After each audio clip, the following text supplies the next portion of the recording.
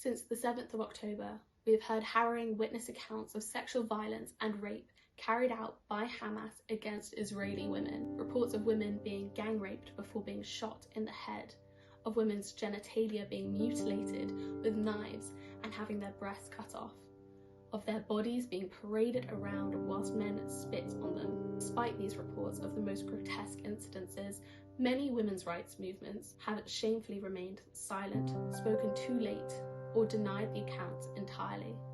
After severe backlash and weeks of mounting pressure, UN women finally spoke out against the sexual violence carried out against Israeli women, nearly 2 months after the attack.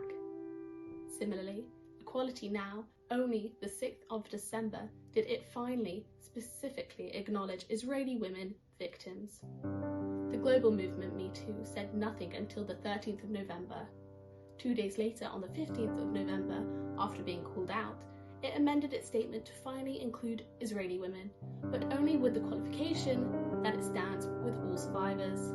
Disgracefully, Sisters Uncut was silent until the 2nd of November, when it issued a statement before concluding that, quite rightly, no people would ever accept being murdered, humiliated, racially targeted, oppressed, cleansed, exiled, and colonized without resisting, seemingly implying to an ordinary observer that this gang rape is probably justified. The National Organization of Women, Black Sisters Southall, and Global Women's Fund all issued statements but failed to specifically call out Hamas for sexual violence. We have also observed vast amounts of content that denies that these unspeakable acts happened at all, including a letter that was signed by the director of the University of Alberta Sexual Assault Centre, who has since been removed from office. If you claim to be concerned for the rights and safety of women and say nothing when those women happen to be Israeli, you're not really fighting for women at all, but for something else. If you offer support to survivors of sexual assault, but offer nothing when those survivors are Israeli, you're not really supporting survivors, but something else.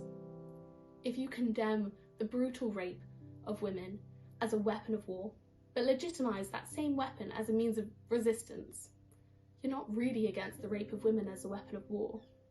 If you fight for women, but not Israeli women, you're telling the world that Jewish experiences of sexual violence do not count.